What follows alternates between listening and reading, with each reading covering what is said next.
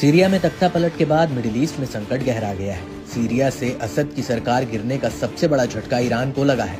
करीब 30 साल पुरानी हुकूमत को विद्रोहियों ने 10 दिन में ही उखाड़ फेंका। ईरान सीरिया के जरिए हिजबुल्लाह और हमास जैसे प्रॉक्सी गुटों की मदद करता था, मगर असद के सत्ता से बेदखल होने से पूरा नेटवर्क करीब करीब खत्म हो गया है। इससे ईरान की नींद उड़ गई है। विद्रोही समूह हयात तहरीर अल शाम यानी HTS का दमिश्क, होम्स, अलेप्पो और हमा पर कब्जा हो गया है। ये इलाका पूरे सीरिया का सिर्फ 20% ही है। इस पर ईरान के इस्लामिक रेवोल्यूशन गार्ड कॉर्प्स के चीफ कमांडर का बड़ा बयान सामने आया है। मेजर जनरल हुसैन सलामी ने ईरान के सुप्रीम लीडर अली खामेनेई के हालिया बयान को आगे बढ़ाया है, जिसमें उन्होंने दावा किया था कि सीरियाई युवा अपने देश को विद्रोहियों के कब्जे से मुक्त कर लेंगे। हुसैन सलामी ने कहा कि विदेशी ताकतें आज सीरिया को भूखे भेड़ियों की तरह चीर रही हैं। इसमें इजराइल दक्षिण में और बाकी देश उत्तर और पूर्व में एक्टिव है। इजराइल सीरिया राजधानी दमिश्क में खतरनाक नजरें गड़ाए देख रहा है। ये असहनीय है।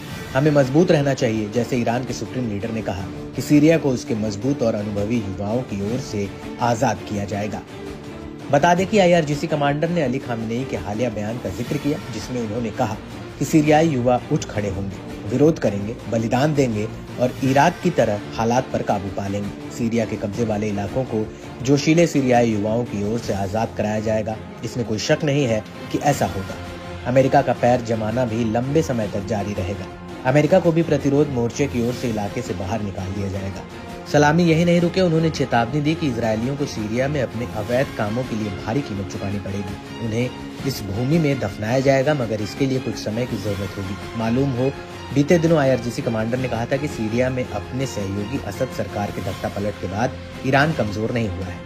दावा तो ये भी किया जा रहा है कि ईरान इसलिए भी गुस्से में तिल मिलाया हुआ है क्योंकि वो सीरिया की मुश्किल हालातों में मदद नहीं कर पाए। इसके पीछे की बड़ी वजह हमास और हिजबुल्लाह का कमजोर होना माना जा रहा है।